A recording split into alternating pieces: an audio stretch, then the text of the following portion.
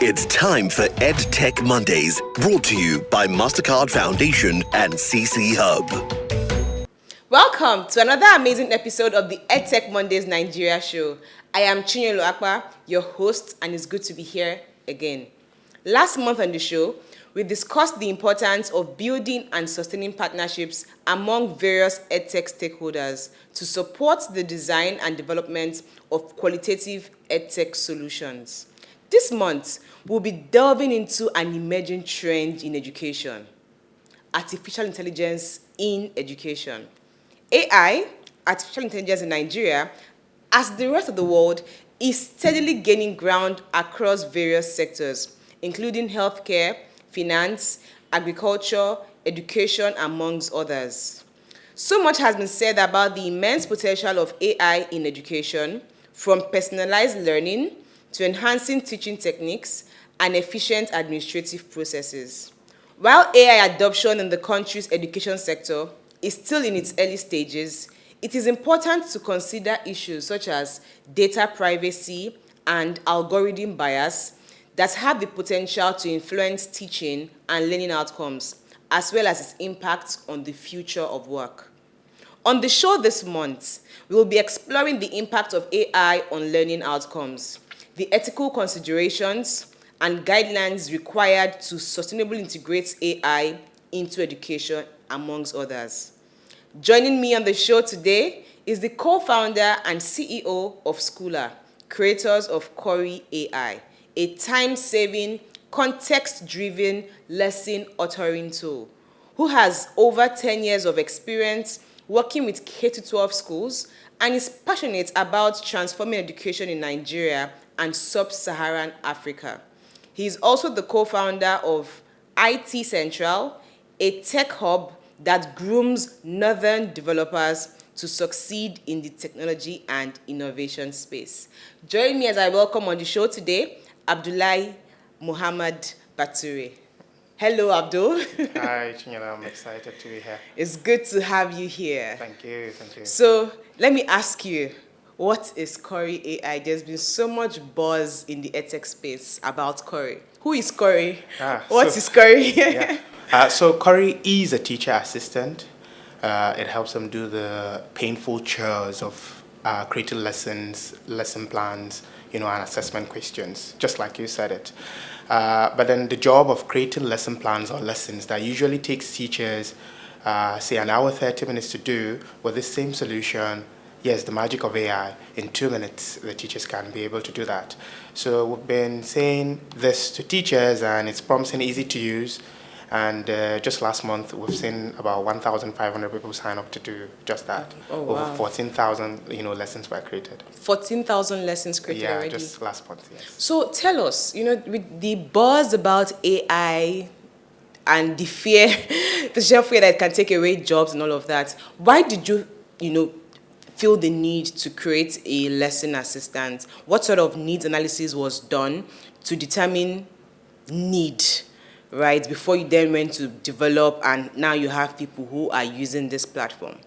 Well, since 2020 when we launched, I think there's an old video of me very skinny, in Dubai, and I was saying we embedded an AI, that helps teachers create contents faster. It's a painful process doing that. It's almost impossible. Now, the problem we're solving as a company is that of obsolete curriculum and then a shortage of quality teachers. And you agree with me that an AI is just like, an Einstein in everyone's garage. You have access to ChatGPT, then the teachers too can have access to something that helps them. Like I said, we as a company think that an AI should be like your work colleague, that colleague that is hardworking, that can help you do the chores.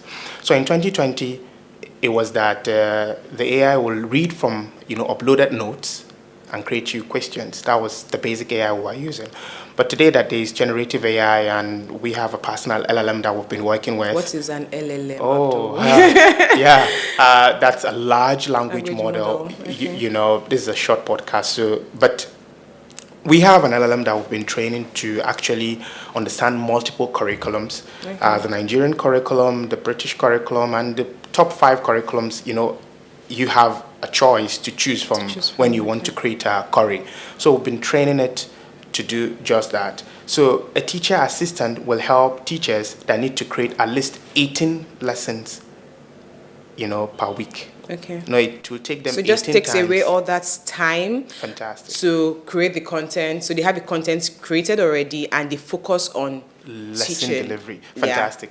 And apart from that, apart from the time saving, it improves the teacher's content. Remember, again, we're solving the problem of quality teachers. Not every teacher is as good as the top teachers. But with AI, you have a plain level field. So it's a big change. And I think when you use the, say, lesson planner, it tells you step by step. It makes it fun or engaging. We have two modes. So you can't just switch your brain, to say, I want it to be fun today, I want it to be, but then the Curri tool, is that assistant, that person, no, wear this nice dress. No, wear this gorgeous dress. If you have, a fashion assistant, I'm sure it helps you. But now we're doing it for teachers. For teachers. Okay.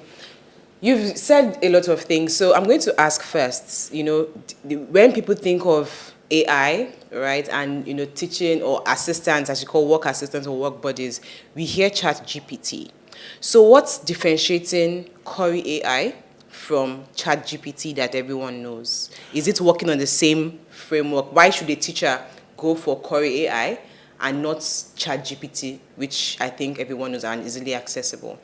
Well, there's a term AI, then there's a term generative AI, then there's a term called LLM, a large language model. So an example of a large language model is a ChatGPT. Now, generative AI are very fluent, should I say these models are very fluent in human language.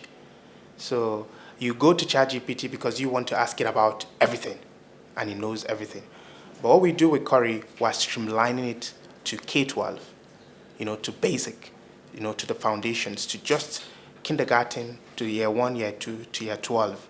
So you will get the best quality education. So the AI has become very, very intelligent as far as creating this content. Particular category you've created for it to function in. Fantastic. So if you go to other tools that are not for it just give you generalized responses, not something that is streamlined for what you need. So that's what separates your large language models. Yes, the one we're training, yes. From the regular generative AIs, right? Yes. Yes, it's still in work in progress. Okay. It still just generates, a generative AI tool will create new content, new original content anytime you ask it. Now ours will create new original content in education. Okay. Now you see the small prompt, with ChatGPT you need to learn some prompt engineering. Yes. But with this, it's super easy. Anyhow you ask the question because it has been trained. Fantastic. You're not even asking the question. Subject. You're not even asking the question, you're clicking. You're clicking. So you click subject, you click topic, and you click level, and it narrows it down, and it breaks it down so that the kids understand. That's actually a teacher's teaching assistant, the way you have described it. So you've used another term saying you are training the model. I know that this AI is not a human being. So how do you train it? How people want to understand, because we're trying to demystify artificial intelligence as much as possible. So when you say you're training this model, what do you mean by training? How does it happen? Are you opening the book and covering it on another laptop or something? How does it happen? So how it works is you hear artificial and you hear intelligence. Well, we have human intelligence. Now think of your baby, right? A child. There's what is called the unsupervised learning, right? That the AI machines have become smarter. I wanted to start with saying that basic AI, has been here decades ago. You'd see text suggestions, YouTube recommendations, but then you hear of generative AI, that is the ChatGPTs that can actually create new original content, like I said before. But it just doesn't happen like that. So it undergoes these processes. And I'll give you the first. You have a child that is learning mama, baba, and he's just learning my head, he doesn't know how to form sentences. You don't care at the time. But then when they are 2 and they start saying things that you don't want, there's what is called human feedback, and it's part of the training. You are training the AI to know what to do. So sorry, Abdul. I want to understand what's the process for that training. Are we, as I said, are you putting a book on top of a laptop and hoping that through osmosis it will go through a semi-permeable membrane? Or there are prompts, there's still prompts or some form of coding that goes on? So that one is I'm my believing that technical- not all my that one, listeners yeah. are technical people. Yeah, that one is my technical. Me, I'm not technical, person, but I'll explain it to you Okay. simply, right? I want to talk about the reinforced human, feedback, and to answer your question, right, and to save us a lot of time. So what happens is these large language models have Yes. large information. In fact, almost the whole information in the world as far as education is concerned. Oh, okay. Right? So if we have the Nigerian curriculum, voluminous as it is, there's what is called the human feedback. So if it brings things that are not in line, you now reward it and say, cage it. And I'll give you an example. If you go to ChatGPT and say, teach me how to rob a bank, it will tell you, unfortunately, I'm sorry, I can't give you. Now, the AI knows everything. The ChatGPT knows how to rob a bank. In fact, the best way. But then it tells you that it won't help you with that. So the training of the model that we're doing, we have a large language model, not created by us, but we're tweaking it and customizing it to be very, very intelligent when it comes to creating content for teachers. So these feedbacks that we get from teachers, if you go to Curri today, you see feedback. And we've been organizing these workshops for teachers to get feedback. The users are giving us feedback. We train it. And we are getting experts to also guide us as to how we, make the AI very, very intelligent and brings, top-notch content all the time. Interesting. Really interesting. My next beat would be seeing how we could get more stakeholders to understand AI in education and how to leverage on the immense potentials that it has to improve education. We can see that there's so much talk about AI, even right now in the government, right? And we're having research work being done in artificial intelligence, thanks to the Honorable Minister for Communications and Digital Economy. So it would be good to see how can educators, policymakers, better understand and leverage AI. What do we need to do to put it out there? Do we need to put it into maybe a curriculum of some sort for people who are in the university so it becomes there's like a pathway for people who want to get knowledge, or do we have to do more symposiums and seminars? How? So I'd say that it is a buzzword to AI literacy. There's you've been having digital literacy in the era of computing and computers and digital technologies. You want to do a lot of awareness and you want to focus on this AI literacy. And one beautiful thing about AI is that it's easy to understand. Now, remember the example I gave you. It's just like you having an Einstein in your garage. But then stop imagining. Imagine everybody has it. Because ChatGPT is accessible to everyone. Now, you are just trying to tell people that this will help you save a lot of work. Not only in education, in all fields. So I'd say, yes, you do a lot of AI literacy for adults, for children, for parents, right? And we begin to see how others that are very interested, say young adults, venturing into stuff like prompt engineering, getting teachers to give you Prompt feedback. engineering, that's new. Okay, yes. So the better you are at prompt engineering, the better the output you get from an AI. So AIs,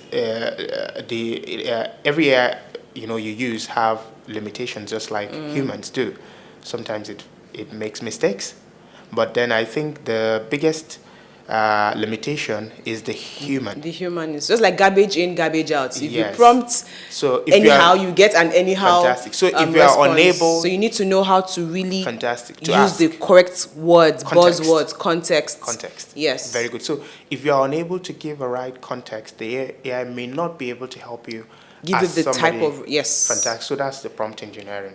So for example, we at Schoola building Curri, the more we're able to tweak and say this is the boundaries within which you should create content, the better the content it's going to generate. So I'd like to ask a question, just, it might be taking us back a little, but with the way you've described Curri AI, you have said the teacher don't even need to ask questions because you've designed Curri in a way, and I'm saying Curri as though it was someone just sitting beside me. Yeah. So you designed Curri in a way that you're just, clicking English, tenses, and, it gives you your... So but don't you think you're taking away the potential for these teachers to also understand prompt engineering and try out their hands at that, because you're just giving them the food already served and they have to use Curri all their lives and can't go to any other large language model?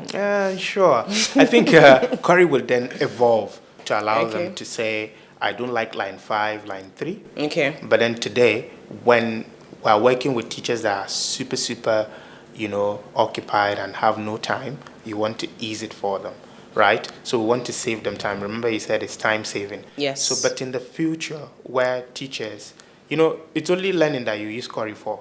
You still use ChatGPT to plan your daughter's birthday. And Can we do that on Curri now? No. And Curri told me if there'll be traffic. No, it won't be able to do that because we're focused on education. So gradually, because you know how to plan your daughter's birthday, and you request for that feature via our feedback form, what will happen is that we're saying, I love the first paragraph, can you work on the second? Very simple prompts like that. Okay. And then again, I think in the future too, if we get the request that this is what the teachers want, we can leave it to be that you can prompt or you can use our... You can use the Fantastic. suggestive ones you have already. That's interesting. Thank you. I just have 2 more questions. I know we could keep talking. Yeah, sure. And we'll have to give time for our listeners to ask us questions and the rest. So I'll just ask, what do you think the future of AI in Nigeria is? Are we ready for this? Just as tech came and took over the market, we're seeing AI now coming, with so much energy and enthusiasm. It's been openly received. What's the future of AI in education, particularly for us in Nigeria? How do you see AI being able to transform the education sector? Well, like you said, the Honorable Minister is doing quite a bit. Not everybody is understanding, Yes. where he's going. Remember, I told you 2020, I was saying we're embedded in AI. Everybody thought we're crazy. But because it is practical what generative AI will do, I think we're going to have a lot of people to buy in. So the future will be setting a very good foundation and a good framework today, right? So policymakers in education. Like the minister, Bosun Fantastic. Tijani, who is already pushing that Yes, drive. so you need the minister from education too. Yes. To know that AI will help. AI will help in Fantastic. education. So you need a lot of PAMSECs, ministries, people from NERDC, through this AI literacy, workshops or symposiums, like you said, getting them interested. You mentioned frameworks. Do we need any different kinds of framework on ground for AI, or Sure. we can just build on what we have already? So- By framework, I mean perhaps internet connectivity, maybe devices and things like that. So framework will be, how do you do it? How do you protect the data? How do you protect people's work? Yes. So these are data what I'm privacy and things like that. Yeah. thinking about. But then when you put all these things in place, it helps me as a developer. We've been doing a lot of work around that area. You realize we've been due for launch, the full version of Curri, where we're waiting, we want it to not affect. We get feedbacks from these are workshops. But then what if there's a framework? This is what is allowed, this is what is not allowed. What AI will do is that it's going to bring equity, it's going to increase access, it's going to help with personalized learning, right? But then how do you manage data? So these frameworks are definitely going to be by the policymakers that is going to help developers and almost everyone, that wants to employ AI. Thank you, Abdul. Thank you. We could keep talking. We could keep sure. talking, and we get sent out of the studio. But it has been a very interesting conversation. Would like to hear from you, our listeners. What do you think about AI in education? How can we get more support? How can we get more people? Do you think AI is coming to take away the job of teachers? Like Curri AI, do you think AI is coming to take away the job of teachers? Do you think AI in education will make learners lazy? That's a conversation people are having, saying, students will just be asking the ChatGPTs and the Curris all the questions and refuse to do the work. No, it makes the teachers more intelligent. What about the learners? So these are questions that we want our listeners to give us, Sure. or feedback we want our listeners to give us. Let us know what you think about AI in education. What are your fears? What are the excitements you're seeing already? And what are the prospects and speculations you'd like to see evolve for AI in education in Nigeria? I would love to hear from you. Send us an SMS or a WhatsApp message on 0703 165 0809. We want to hear from you. Thank you, Abdul, for joining us on the show. Thank you. So if you're curious to know where all of this conversation continues after we have left the studio, you should follow our WhatsApp and Telegram channels at EdTech Mondays Nigeria to join the conversation. And if for any reason you know someone who might have missed this episode, do not worry. We have it covered on YouTube at CC Hub Africa, or listen to us on Spotify at EdTech Mondays Nigeria to join the amazing conversation. It's going to be an impactful month where we'll be discovering AI in Nigeria, particularly for education. Do not miss the conversation. Until I come your way same time next week, I remain your host, Chinyelu Akpa, and it's bye for now. EdTech Monday is proudly brought to you by MasterCard Foundation and CC Hub.